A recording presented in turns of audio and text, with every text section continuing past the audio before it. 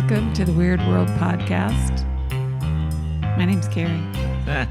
I'm Jack. I'm Dean. I'm Emma. That's an upbeat intro there. And Dean's going to talk about something weird. Yeah, I mean, kind of. We've been promising you, the listeners, something a little more upbeat, or at least not, Debbie sad Downer, and yeah. dead Death, people murder. and things like that. So there is no murder in this story. Yay. Yay. No murder, but that doesn't mean no death.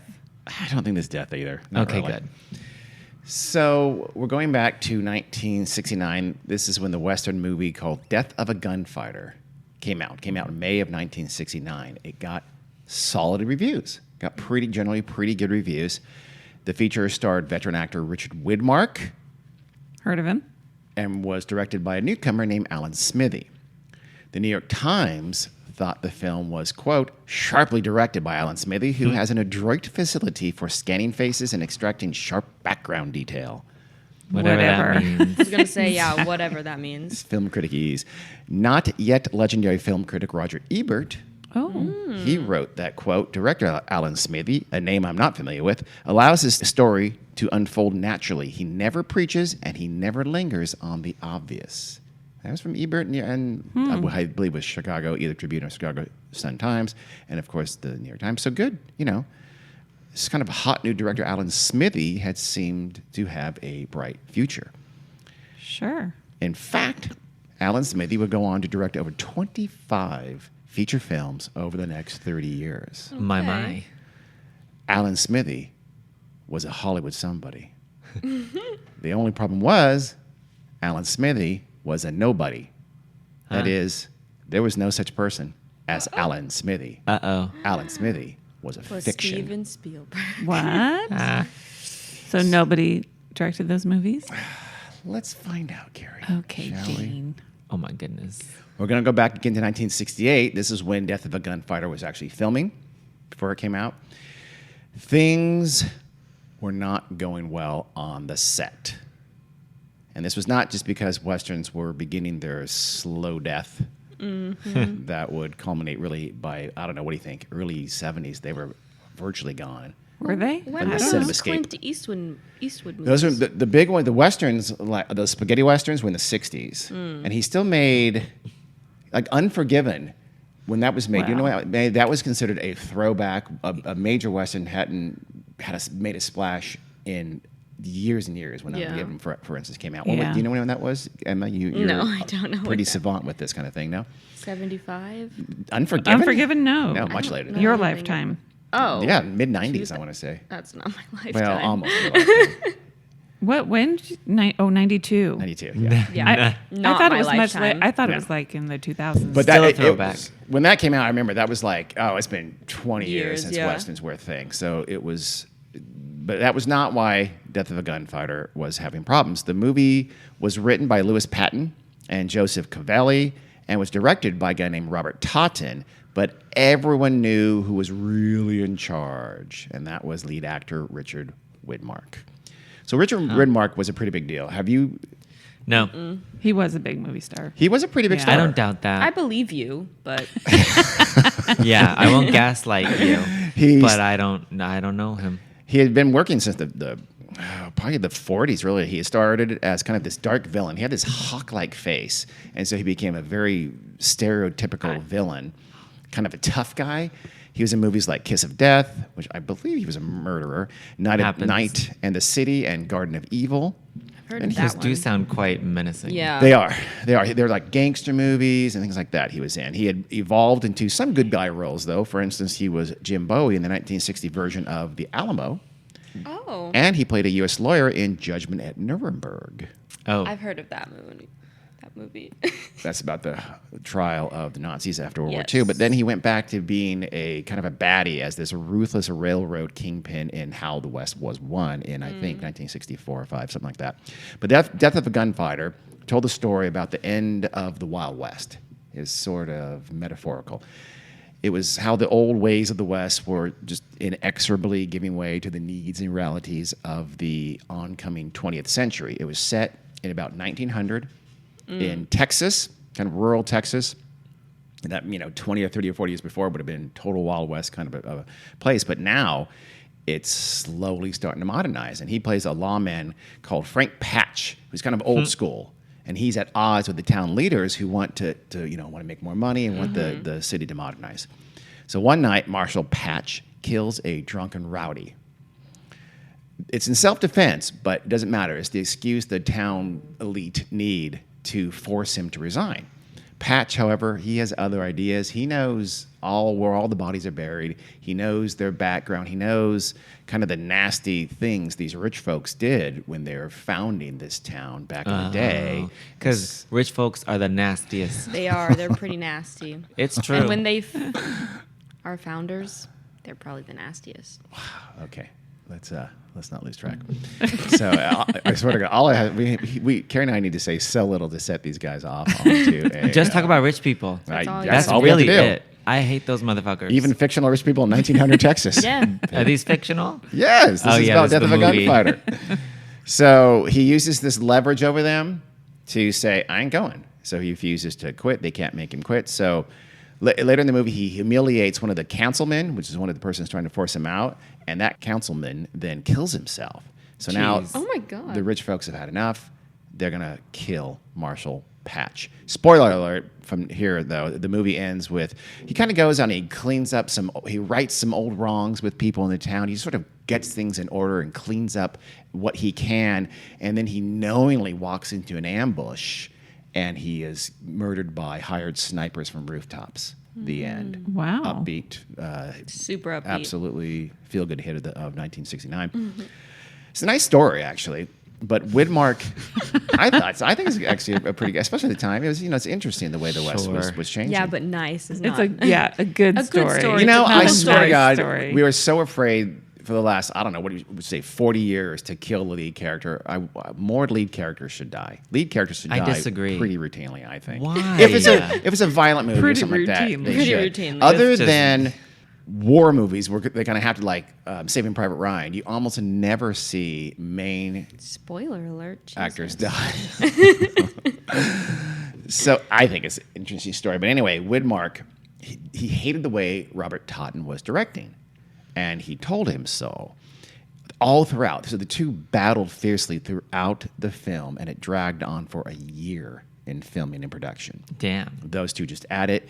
And by that time, by later 1968, the bulk of the film was in the can, so Widmark finally forced Totten out. He basically said, it's him or me, and to the studio, and so they fired Totten, and they replaced him with Don Siegel, who was an experienced kind of action-adventure director who would later, by the way, go on to direct Dirty Harry. Oh, I know that one. Siegel only shot, though, for about 9 or 10 days. That's it. That's not very much. But even then, and even in that time, everyone knew that Widmark was in charge throughout, and he had been. So still, though, because Siegel was the kind of director of record, he was due to be listed as director for Death of a Gunfighter. Don Siegel, though, he had some ethics, and he just didn't think that was right. He didn't think that was fair. He didn't think he deserved credit. And anyway, he had very little impact on the finished product. It really wasn't, his film. So that should have meant that original director Robert Totten should get the director credit. Right. But hold on. Totten also did not want the directing credit. He was done with this movie. He made it clear that Widmark had been in charge really throughout and had won pretty much every battle over creative differences. So he also felt, this is not my movie. So and this is basically, by the way, a battle that was being fought in the Directors Guild of America, the DGA. DGA. They ruled on disputes like this. Like the WGA rules on writers' disputes, they ruled on directorial disputes like this. The DGA, though, also had an agenda. This is late 60s, right? And their agenda was to present the director as the driving creative force behind every movie. This is nonsense. Film is an incredibly collaborative art. But they were trying to sort of make that be just accepted. Of course, now it's completely accepted, and you routinely see a film by to the director, which is incredibly greedy and dishonest, but there it is. And so directors are given complete creative control over movies now and are seen as almost the author of a movie. And this is the DGA at this time was trying to make that a thing, which they were successful at. Well, somebody's got to make the No, final decision.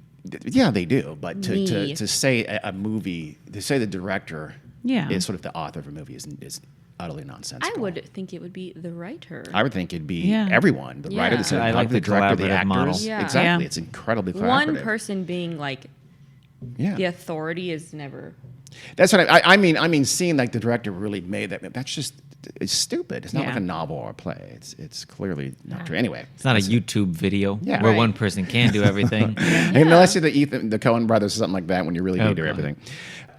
So you had Don Siegel, who did not want credit for his meager contributions, and also because he's kind of playing second fiddle to Widmark. Widmark, as an actor, obviously would not get directed credit, even though he probably kind of deserved it.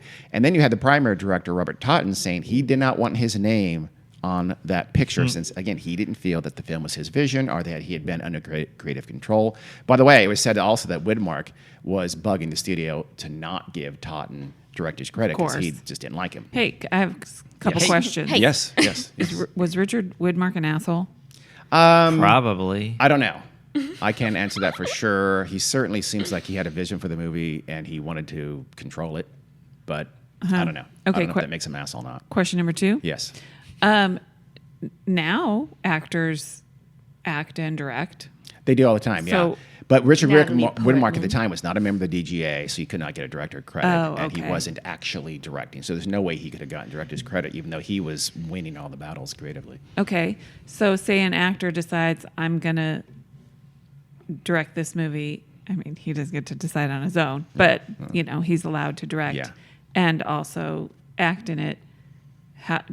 Does he have to somehow become a member of the Yeah, director's it's weird. guild? It's a little Okay. catch-22 because you have to have credits to get. Exactly. But you can, yeah. I mean, essentially, I don't know for sure the answer to that. Sounds but dumb.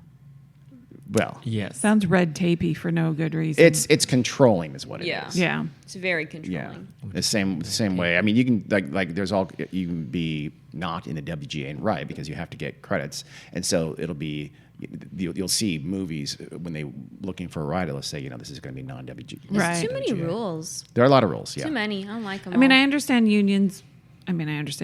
Period. I guess even for directors and writers, understand but the Yeah. concept Oh, of yeah. unions. and crews and stuff like that. But I don't know. Yeah. Okay. That seems like a bit of an overstep of control. Yeah, you know what? Without that, though, well, I don't know. That's a That's tangent. specific. Yeah, Yeah. That's Them getting to specific, say, oh, maybe if so. you're not part of our specific club, I you suppose. cannot get Right. credit. But Yeah. in fairness, he had not really directed. He had not called action. He had Yeah. not set up the Oh, yeah. shots. So Okay. Totten should have been, but no. So there you have it. So you have Don Siegel who said, "I don't want it. I don't deserve it." You have Robert all Totten three. who says, "I don't want it because I don't want to be associated with that film. It was not under my control. It was under Richard Widmark's control. Yeah. Someone had to be listed as director. What are you going to do?" Make up a name. Some bright person at the DGA said, "Hey, I guess we can credit it to a non-existent person."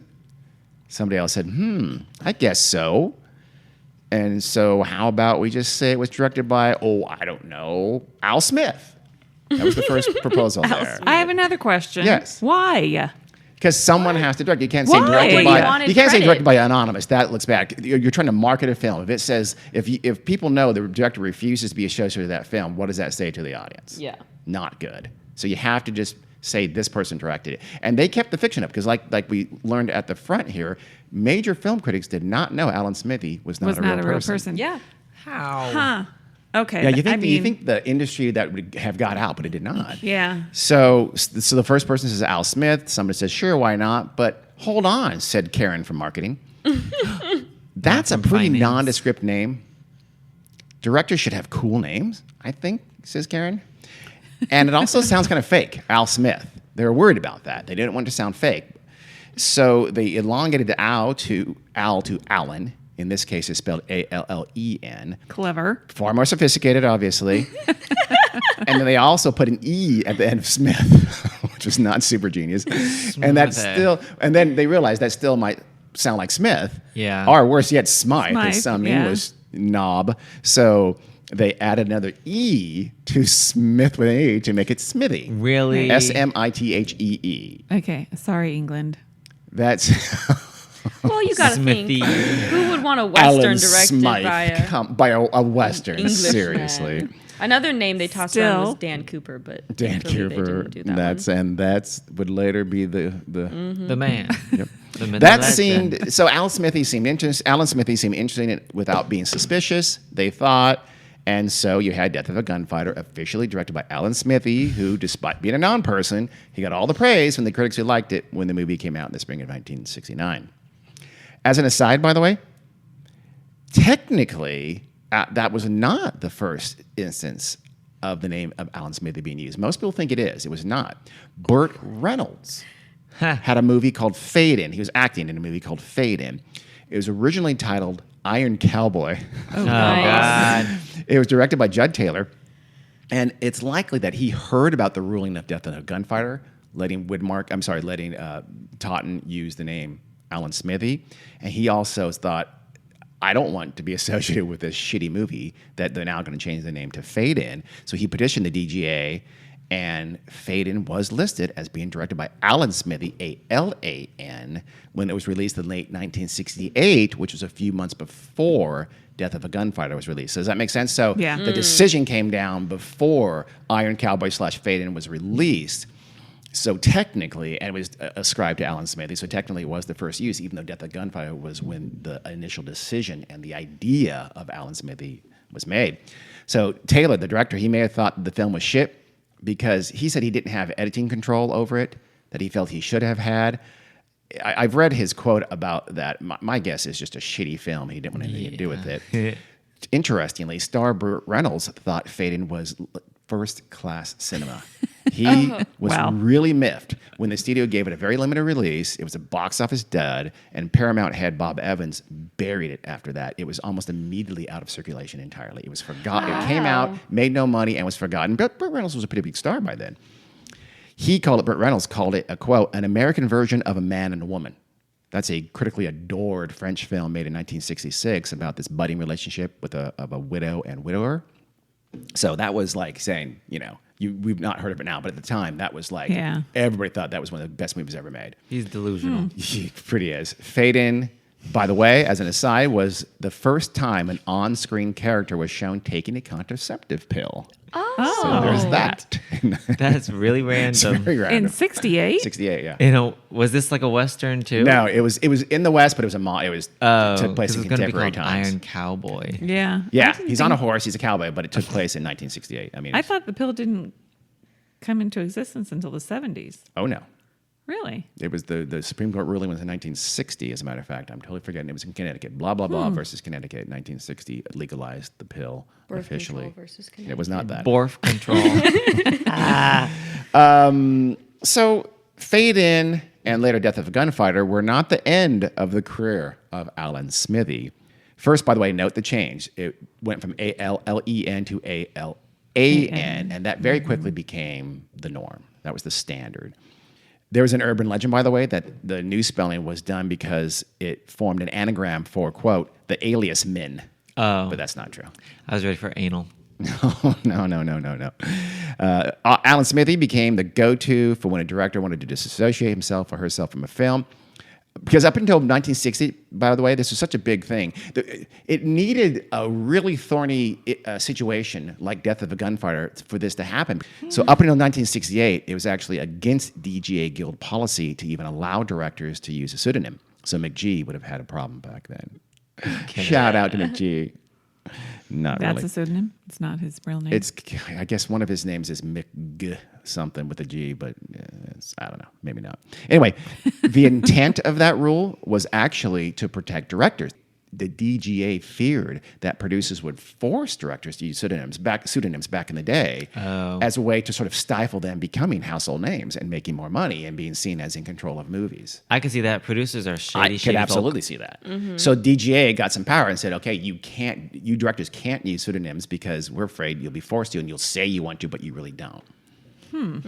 That was why it was such a process in Death of a Gunfighter for this to happen. And it took a situation where, okay, no one's in bad faith here. We've got to do something about it. And so you had the Alan Smithee name. And technically, a director had to prove to the DGA that they did not have full creative control of the film in question. How the hell do you do that? You had to say, Yeah. like Robert Totten. He said Widmark won every creative decision. It wasn't my work. Or that guy for Fade In said, "Oh, I was supposed to have X number of days in the editing room with it. They didn't give me that many days in the editing room. It wasn't my vision." And again, in that situation, I think he was full of shit. And also, again, it coincided with the DGA's agenda of having the director be the auteur of the film. Yeah. So, okay, we'll let you do it if you didn't have creative control, because we know the director should have complete creative control. So it was very convenient for them. And then that's, by the way, why you had these situations where the director had to somehow invent a way he or she was not in creative control, even when sometimes the real reason, as we know, was you made a really bad movie. So when the Smithee name was granted, you were never supposed to see anything about it. You had to just keep completely mum. You couldn't even acknowledge that you had anything to do with that film. Oh, You mean NDA, baby. the real director? The real director could not. You couldn't even on the sly say that you had any involvement with that film whatsoever. It would just be kind of a big, well-paid blank on your resume, but you couldn't let people know. Was there anything stopping the actors in the movie from telling people? It Or was the just crew and no. editor. And all I'm that. sure it got out all the time, but as Yeah. long as if it's just stayed in industry, no big deal. Yeah. As long as it didn't become generally known. Yeah. Death of a Gunfighter may have been the critical high point for the prolific director Alan Smithee. But again, as I mentioned, over the next 3 decades, Alan Smithee made over 25 films and many TV episodes too, by the way. It's also not uncommon for directors to use the name Alan Smithee, or at least have their names removed when there are those bowdlerized versions of their movies shown on like over-the-air TV or in airplanes. That's very common. You know how they have to cut it up? Yeah. Like the Delta Airlines version of Schindler's List was made into a rom-com. Few people. Oh my God. I'm lying about I that. know you are. So, it's not so much creative control in that case. It's like, no, that's not my movie. I want my name off. That happens actually pretty regularly. Still to this day? Yeah. Oh, wow. Although not really for airplanes. Did airplanes show movies anymore? I don't know. No. Oh, They- do they? I haven't seen one in so long. Probably We haven't. just- But The ones with I haven't flown for a screens. really long time. But our flights have been an hour, Short, 2 yeah. hours. Yeah. I'm sure longer ones probably have a movie. It's been a show. long Yes. time. I'm trying to think. It's probably been over a decade since I've flown for like a 4, 5, 6 hour flight. Yeah. No, No, it you hasn't went to been. New York. Yeah, Yeah. Never mind. They didn't show movies. Liar. You're right. No, I've been in New York uh. multiple times in the last few years, and Well, You usually conveniently I forgot think about it. I did. now it's like because they weren't showing individual movies. So, screens. Yeah. yeah, Yeah, I mean, Everybody everyone their has a iPad. tablet and Yeah. an iPhone. Yeah. So.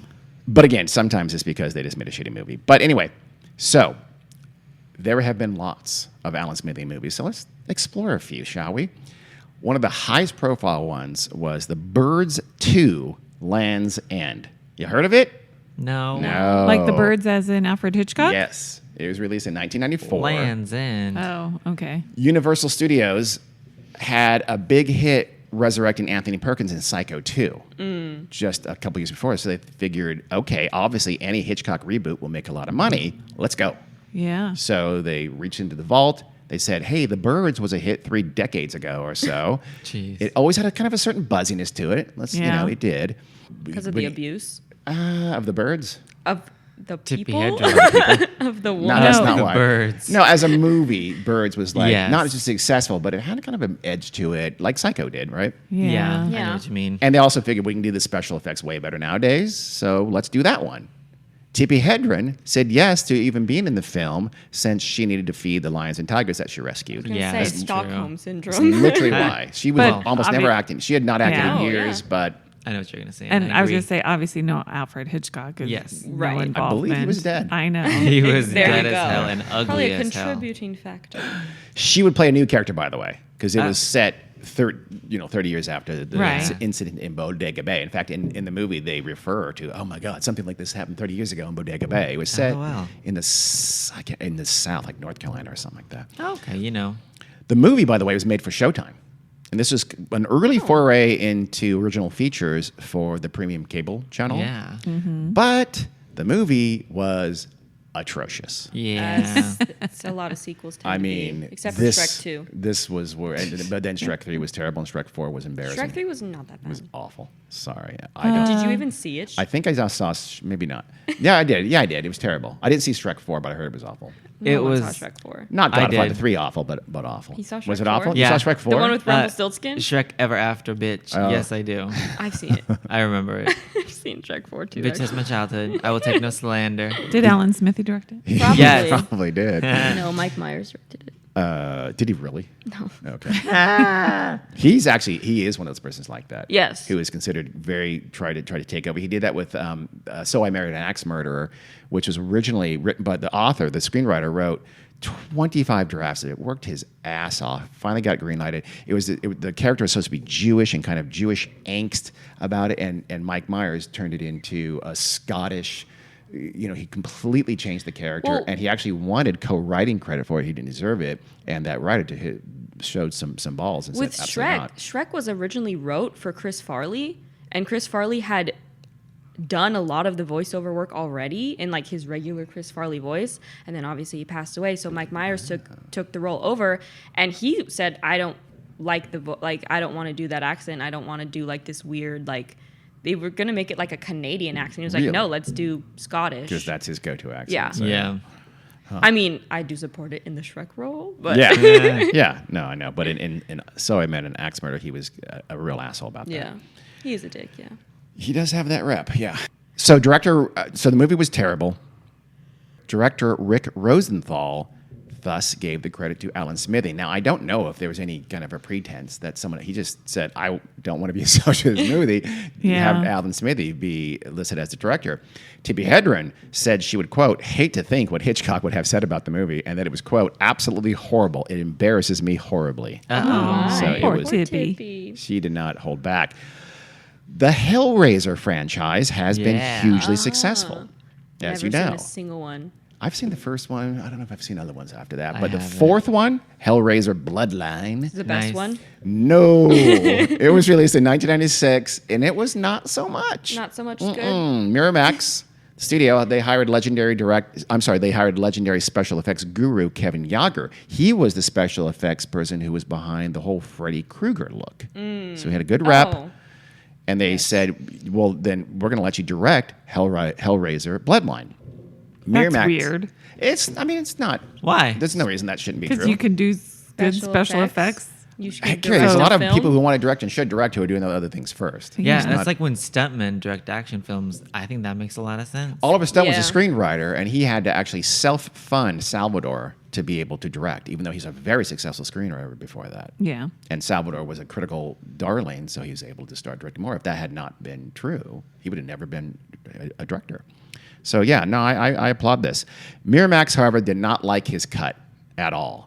So they hired a new director to shoot new scenes, and they spliced the two things together God. into kind of a hybrid beast. Wait, Miramax did Hellraiser movies? Miramax did Hellraiser. I was wondering when you're going to pick up on that. Yeah, you Holy didn't listen cow. the first time you said that? No. It This took me is a minute to process This it. is in the mid '90s, so they weren't just art house. Yeah, at this wow. point. And they never were. They always did some more commercial stuff Yeah. too, They in gotta addition pay to the bills, baby. Room with a View or shit like that. So, View. reminiscent of Death of a Gunfighter, the new director Joe Chappelle, he did not direct enough scenes to warrant director credit, and Yager did not want it. He said, "Nope, you made this piece of shit. I want nothing to do with it." So Alan Smithee stepped in and is the director of Hellraiser Bloodline. Wow. Now, before you think that special effects guys should not direct, Carrie, Yeah. and that was why the movie was awful, Yager actually would later go on to direct nothing. The Lord of the Rings franchise. He went back to do special effects and made such movies as Sleepy Hollow and Lemony Snicket. Work. Wait, he was those were good. he was a very good effects guy. Yeah. Maybe not so Lemony much director. Snicket? He was the effects on that. Not he never directed another movie in his life. That's okay. He had a shot. He knows what he's good at. Yeah. Accidental Love. Ever heard of it? No. No. No. It was a 2015 monstrosity 15. That's Wow. recent. that actually started filming back in 2008. Oh my. Oh, just Bad, give bad, it up. bad. Just stop. Not a good sign. Yeah. Yeah. David O. Russell. Ew. He would later go on to tremendous acclaim for Silver Linings Playbook. He directed it. He was, as you know, a notorious asshole. Yes. And he- Did he do The Descendants too? Yes. He's done some- Wait, did he do An this? American Hustle, I don't know if he did or not. right? No. Oh, okay. He did. Yeah, I think he Am did I American correct Hustle, in yeah. that I'm pretty title? sure. Okay. Russell allegedly got punched in the face by George Clooney on the set of Three did, Kings. who was standing up for the crew that Russell constantly berated, and Clooney knew they couldn't stand up for themselves, so he punched Russell in the Good noggin. job, George Clooney. Accidental Love was this weird story starring Jessica Biel as a woman shot in the head with a nail gun. Oh, I know this. Really? I So she know. goes to Washington to advocate for people who suffer weird injuries, because that's a thing apparently. Weird, ominous foreshadowing for a I mean, dumbass. you know that old cinema trope. That you go to Washington to That's talk just about people anti-vax. getting shot in the head by nail guns. So the production had repeatedly been shut down for lack of money. That's why it took so long. Then Russell, just stop it. They really should have. Cancel. But they spent millions, so Yeah. they want to get Sunk something out of cost it. So they keep spend spending more. millions? Yep. Sunk cost. Sunk cost, yeah, it is. Russell quit after the film. I'm sorry, he quit the film because he viewed the scenes that they did have in the can, and he said, "This is shit." But eventually, the studio cobbled it together into a flop, and they credited it to Stephen Green, High flop. not Alan Smithee, but in the same spirit. So I wanted to mention that. I thought it was going to be Alan Smithee. Stuart Rosenberg, he directed a 1986 action thriller with Robert Duvall Duvall. called "Let's Get Harry." Oh God. The Ooh. title Title. referred to the name of the character, not to Everyone Stop Shaving, but it was credited to Alan Smithee mainly because of Mark Harmon. You know who that is? Actor? Yeah. Rings a bell? The name sounds That does sound familiar. familiar. Mark Harmon has a small role in Rosenberg's cut, his original cut. He actually didn't even appear until the final scene. But Harmon was on a TV Oh. show called Saint Elsewhere. What's he on now? NCIS. NCIS. So at the time, though, this is... He was the dad in Freaky Friday. Okay, there we go. Ding ding. There we go, fans. Yeah. He was on Saint Elsewhere here in the mid-'80s, and during and just after the principal filming, he blew up. Yeah. He was actually named People's Sexiest Man Alive. Yeah. Oh, wow. Yeah. So the producers said, we want more Mark Harmon in this film. So they shot some new footage, and they forced it in, and Rosenberg took a walk. The film grossed a whopping $140,000 in its opening shit. weekend. That That's was very sarcastic, little. by the way. Another movie where the true director was not exposed was a movie called Exposed. Nice. See what I did there? Yeah. Yes. Unfortunately. The flick was originally envisioned as a bilingual emotional drama called Daughter of God. Anyone? No. It starred Ana de Armas and Keanu Reeves. Anna. Anna de Armas. Ana de Armas and Keanu Reeves. And it dealt with child abuse and violence against women. My goodness. Daughter of God was a very serious movie. It even had this kind of this surreal sensibility about it, and it had a strong take against violence and abuse of authority, in this case, police abuse. Work. So they made the whole film, right? Finished it, but then there was a failure to communicate because Lionsgate, the distributor, bought the finished film. For some reason, though, Lionsgate thought they had bought a standard issue cop thriller. Oh. Nothing remotely like this movie. Yeah. An it's Keanu Reeves, honest so- mistake, no doubt. I'm sure it was. No, Keanu Reeves has always been willing to take on different movies than just standard shit. So they did a recut, shifting Keanu's lesser character, who was a cop, into the lead, so they can have this kind of police thriller. Oh God. They wow. they just completely morphed the movie in editing. Unsurprisingly, Terrible. pardon? Yeah. That's terrible. So director G. Malik Linton was not happy. No. He took his name off the now renamed Exposed, so they changed from Daughter of God to Exposed, and it was released in 2016 to awful reviews under the directorial helm of the fictitious Declan Dale. And you'll see in a minute why these aren't Alan Smithee anymore. There's supposed to be a Linton director's cut out there somewhere, but I'm sorry, it's been ruined. Just I wanna see why it. bother? You? Yeah. Which one? The director's cut or Yeah. Exposed? I kind of want to see both. I don't want to see Exposed. I don't want to see a story about a cop.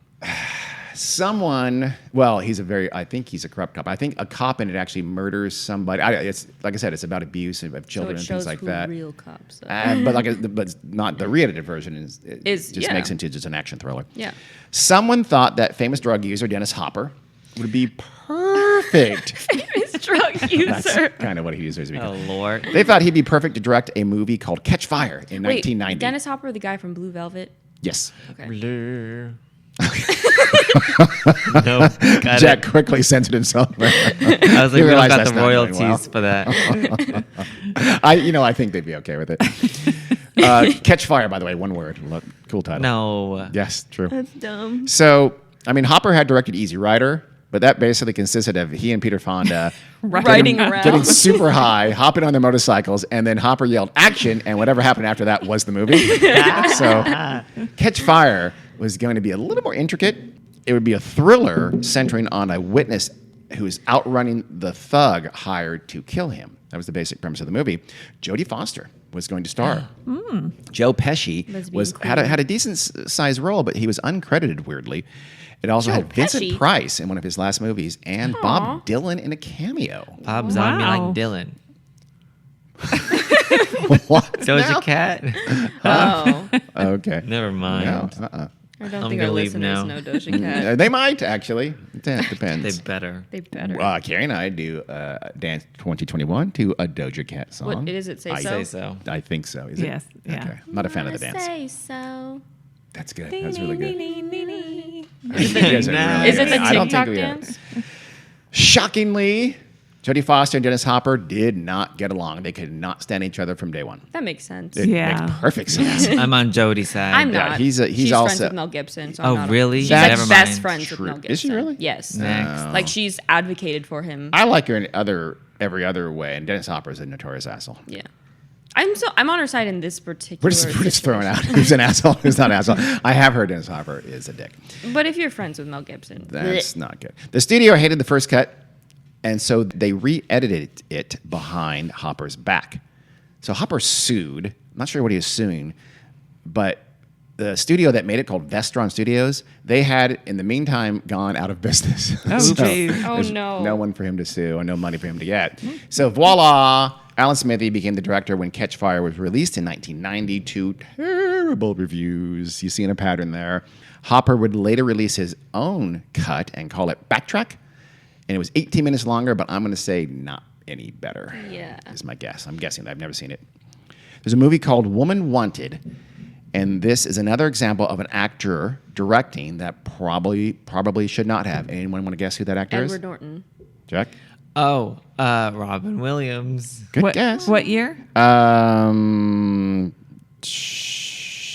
Shit. I don't know. I didn't write it down. Oh. Can you someone look that up? What is the movie called? Woman Wanted. Woman won't. Holly Hunter was going to play she did. She played a housekeeper who kind of weaves her way into the lives of her employer and his son. The son played by 1999. Kiefer Sutherland, who also directed. Don't read anymore. I'm not. Put it Her down. name was Put Emma. it down. Her name was Emma in the movie. So without any public statement, Sutherland said, "I don't want my name on this movie," and they used the Alan Smithee fake. In 1999, that's an important day. While there were only three, I can't believe I haven't heard of that movie.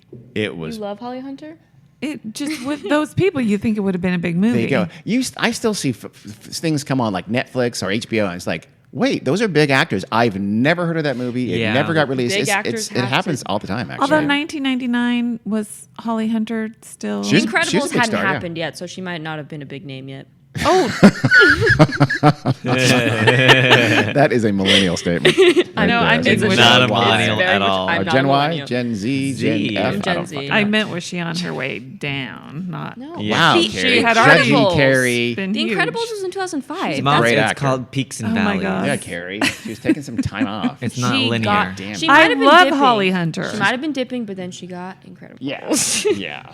There And are- then Incredibles too. I don't think Incredibles you get, made her career. It probably helped. for your generation. absolutely. Remade it. Yeah, it did. It I think reinvented it probably did, yeah. it. Don't try it, mother. Don't even try it. Never speak Carrie, ill you're of the trying it, Incredibles. and they're One of the telling best you not to Pixar try it. I movies. think Isn't they're she an right. Academy Award-winning actress? She is indeed. For the piano.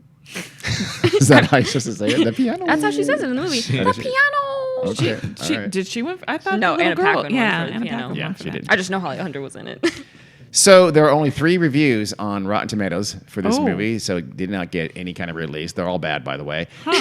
But tellingly, its audience score is 39%. And that's the score I trust. for that measure, that's a horrific score. That's why it's like 98% for the shittiest movies ever made. That's the no. But that's That's the people who fun. wanted to go see that movie, who paid money to go see that movie. Not exactly That's who a. I trust.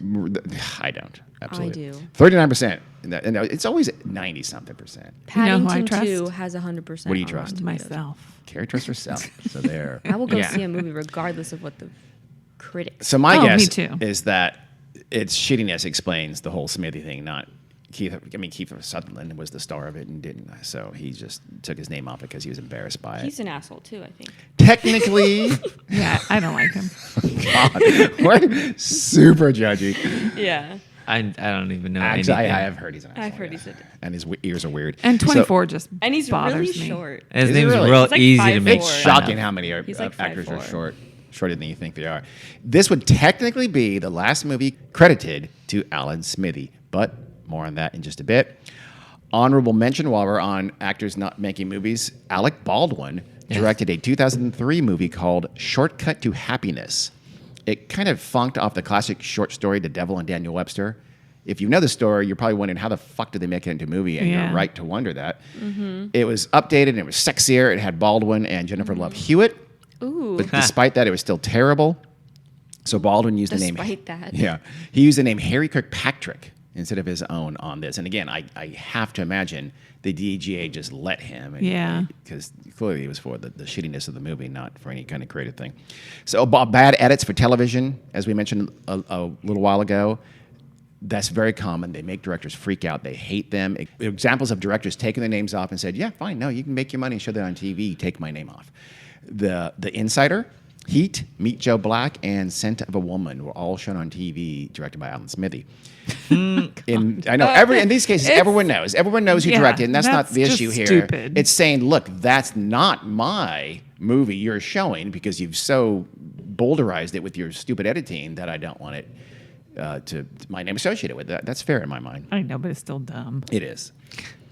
One of the highest profile cases of this kind of a thing, of directors getting pissed off by a movie edited for television, was Dune, the original Dune. Oh, wow. There's one coming out here.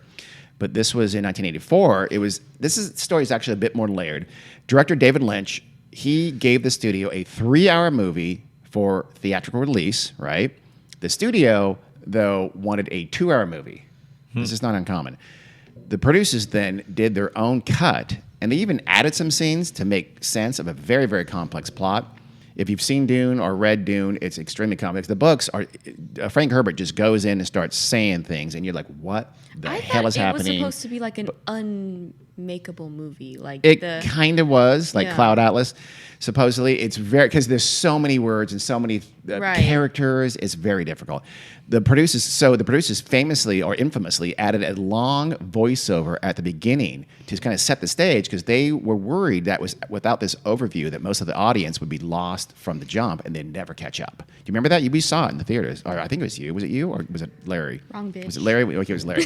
Never mind. We saw it in the theaters, and it's like a 5-minute. They have one of the lesser characters just go off and the world is blah blah blah and explains the background and the families that are fighting each other and things like that. It was just pure exposition for a very long time. It's kind of embarrassing.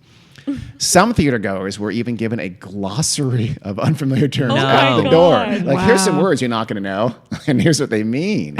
And this is a movie that they had just paid money to go watch, but that's Yeah. how worried the producers were that it would be indecipherable. That's funny. So Lynch was not happy with the 137-minute product that was released into the movie world in 1984, but he left his name on it. And it was a box office disappointment because it cost about $40 million to make. I don't remember what it grossed, but it didn't do $40 million well to make, you This said? is back in the 80s. That's a a lot of money, $200 yeah. million movie Yeah. now. Did you forget when you met me because Yeah, I know. we didn't know each other in 1984? Yeah. Shut up. Yeah. Not really. Yeah. Nah, I had heard of her. But She, of course, had heard That's of me. when I you was met. Kind of a big deal. But, No. Yes. Just Okay, well, you would know better than the person who lived Yeah. it. So here's how that played out though. The studio then sold it for television, right? But now they wanted to go the opposite direction. They wanted to extend it as long as possible. Why? More commercial revenue because now Yeah. they're paying by the hour, or paying by the 30-second. This new longer edit was just a mess, and so for that one, and it was done completely without David Lynch involvement. So Lynch said, "Nope." Not having it, so Alan Smithee was credited as the director of the movie version, or the TV version of Dune. By the way, and just writers have also occasionally done this. There's a 2011 movie called Hidden 3D, supposedly written by Alan and Elena Smithee with an Y instead of an EE. This was an Italian-Canadian co-production, kind of a horror flick, and it had both Canadian and Italian actors in it. What an interesting weird. crossover. Yeah. Very weird. Well, they got money from Italy. Italy. They got money from Canada. Yeah. We got to have Italian actors. We got to have Canadian actors. And Gosh, cinematographers, we're running composers. out of money. What country can we go to for help? Let's go to Italy. Italy. You know, that bankrupt semi-democracy. So, sorry, Italy. I'm kidding. But, you know, you need some stability. So, the effect... Mussolini you know, really you like don't need- we're talking. You don't need Berlusconi. That's what you don't. Like we're talking. Music videos, documentaries, shorts, television series, all these things have had Alan Smithee credits. Now, the end of the game for Alan Smithee came in spectacular fashion. This is one of my favorite stories. He blew up. Kind of. Joe Esterhazy, he was the hottest screenwriter maybe ever in the 1990s. A screenwriter has probably never been more of a name brand than Joe Esterhazy in the 1990s. He gave us the erotic thrillers Basic Instinct and Sliver. Oh my god. Both hits. Sharon. He also gave us gems like Jade and Sliver was a Showgirls. hit? Sliver made a lot of money. I did not know. I thought Jade that was a bomb. and Showgirls, not so much. Showgirls, never seen it. Would like to see it. Terrible movie. Watch it. I would Jade like was to with watch it. David Spade as a 5'4" leprechaun tough man, and it's an embarrassment.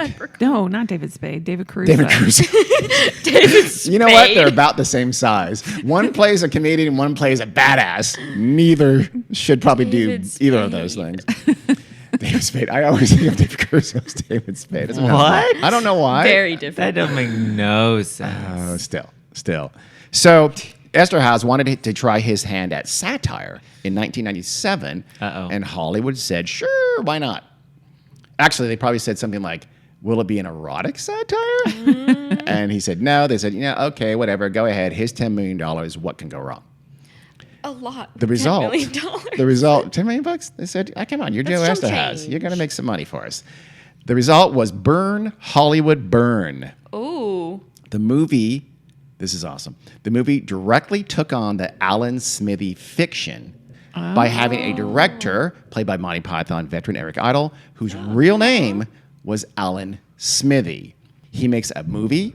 It's terrible. He wants to take his name off the movie. He is a member of the DGA. And by DGA rules, the only pseudonym he can use is, don't wait for it because you know the answer, Alan Smithee. Smithee. His actual name, so he's trapped into being credited for this shitty movie he wants to be disassociated with. That's the basic nut of the movie. That's fun. In reality, though, it's weirder.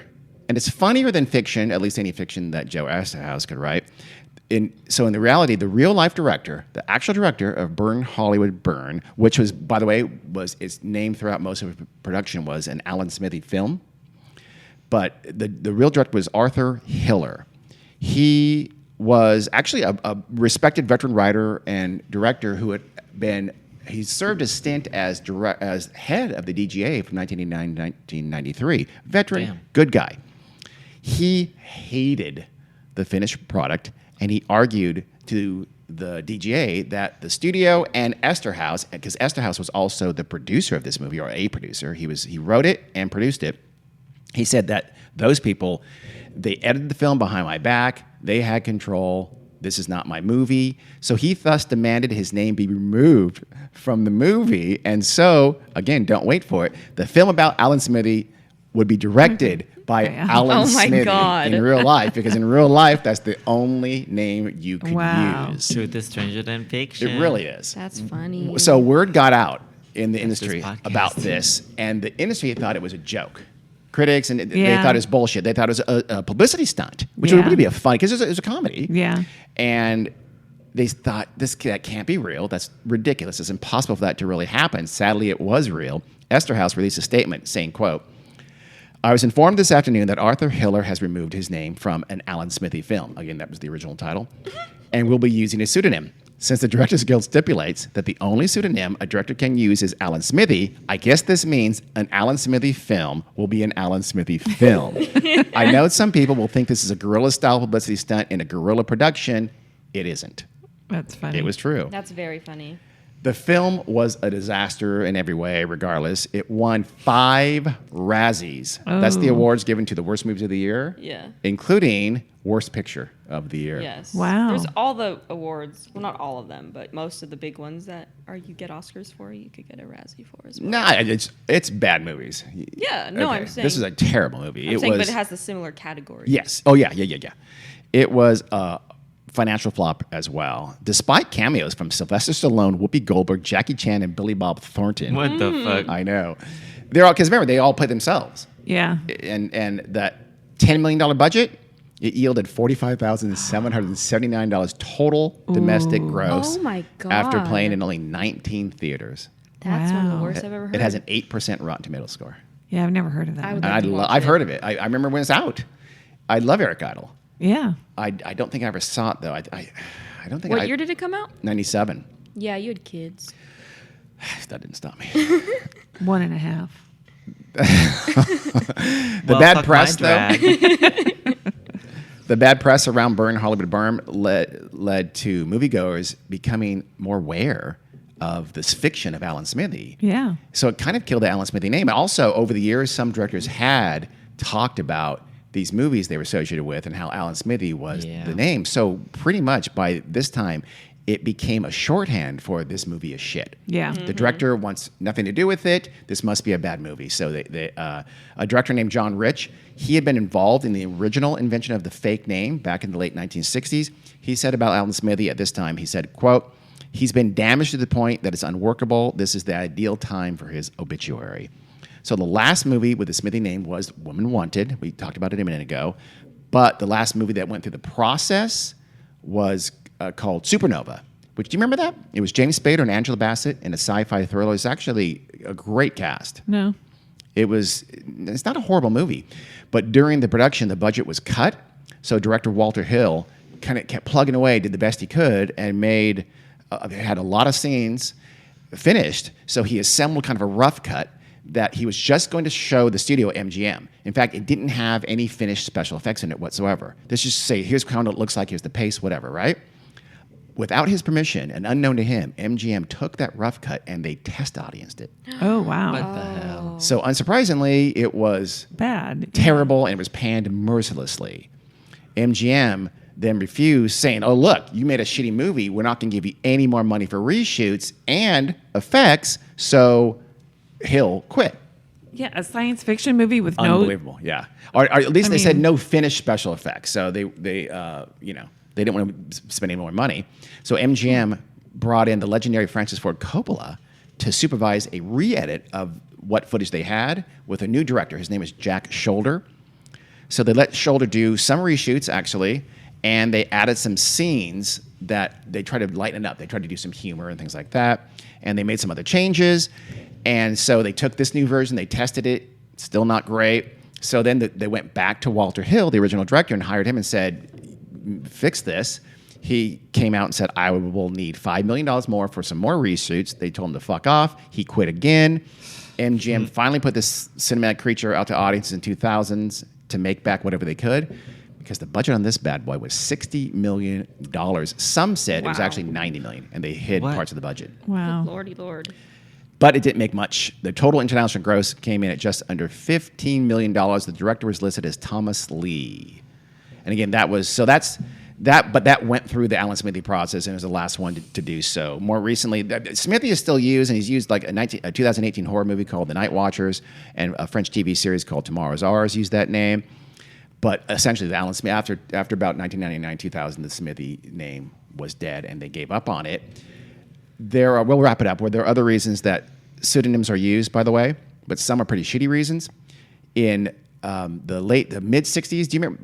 Look up when A Fistful of Dollars was made. A fistful of dollars. That was one of those spaghetti westerns we talked about with Clint Eastwood. It was directed by the Italian Sergio Leone. Yes. Great director. And the first one, though, was Fistful of Dollars. 1964. So when they were ready to release it in the U.S., the studio changed Sergio Leone's name because they didn't think that Americans would accept a movie about the American West made by an Yeah. Italian. Oh, geez. So they named him Yes, I remember Bob reading about this. Robertson. Oh my God. My name is Bob Robertson. So, I mean, perfect. So that was a pseudonym, but that was not Alan Smithee, but it was for pretty jingoistic reasons. Other times, though, filmmakers just do too damn much. So they use pseudonyms. Joel and Ethan Coen are famous for it. They spread around their writing and directing and producing credits among themselves because they basically make every movie together. Yeah. They co-write, they co-direct, do? they co-produce. The Coen brothers. Oh. And I was so, gonna say the but Russo brothers. they list one as director, they list one as writer, they list one both as producer, things like that. Just like whoever, hey, whose turn is it? Kind Yeah. of thing, right? But they often list Roderick Jaynes as the editor for their films, which they edit themselves.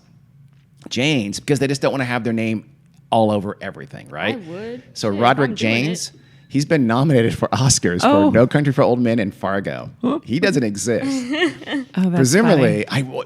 if they'd won, they'd won, yeah. presumably one or both of them would have gone up there and accepted it. And Yeah. for like Roderick couldn't be here He's not here today. tonight, We so- apologize. I don't know. So another auteur named Steven Soderbergh, who I'm sure you know, Yes. he does everything. So he gives cinematography, screenwriting, and editing credits to Peter Andrews, Sam Lowry, and Marianne Bernard. None of those people exist. For the movie adaptation, here's my favorite. We'll end with this. For the movie adaptation, Charlie Kaufman, the screenwriter, he writes himself into the movie because he's trying to adapt the novel. I'm sorry, the book, The Orchard Thief, into Orchid Thief, into the movie. So he writes himself, and his fictional twin brother Donald Kaufman are both in the story. In fact, Donald becomes kind of the dominant lead character who doesn't exist. He credited Donald Kaufman as the co-writer, and posthumously, because Donald dies in the movie, spoiler alert. So here's the thing. Donald was not only really dead, Donald had never existed. So Charlie and Donald Kaufman won the Academy Award Oh my for the God. best adapted screenplay. That's Funny. pretty meta. Pretty meta. So Charlie accepted it for his dead brother Donald, Jesus. who was a non-person. That's one of my faves. I love Non-person. that. That is the story. But that was a good movie. That was a great movie. Did not do well. Fantastic movie. Because it was weird. It was Yeah. funky. I mean, he really did. Charlie Kaufman, a great screenwriter, was hired to just do a straight up adaptation of this best-selling book. He just couldn't do it. He couldn't get into it. So the story started about becoming him having writer's block. And he wanted to introduce this fictional twin brother who was more outgoing than he was and partied and stuff like that, and actually has a relationship with the character from The Orchid Thief. It's very strange. Interesting. Orchid.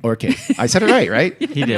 I never said that You word scared right. yourself. I did scare myself. Did I say it right, Carrie? Was it Meryl Streep in that movie too? Yes. Yeah. Wow. Yeah. It was a She good was movie. the love female that lead. bitch. Yeah. I recommend that movie tremendously. Again, it did like $8 million. What's it it called lost again? money. It's called Adaptation. But it's a really good movie. I think I have heard of that. I think I have heard of it. That is the story of Alan Smithee, the Interesting. weirdest director of all time who never existed. Well, thanks, Dean. You're welcome, I'm Carrie. gonna make a movie and credit it to Alan Smith. Oh, yeah. Yeah. No, you can't. Yes, I Dad can. and Rachel are gonna make a movie together. There'll be a dispute. Smithy, here we go. And I'll star in it. There probably would. Carrie, tell them things. Weird World Podcast at gmail.com and on Twitter. I mean, not on Twitter, on Facebook and Instagram and Patreon, and Yeah. Weird World Pod World to world. on Twitter.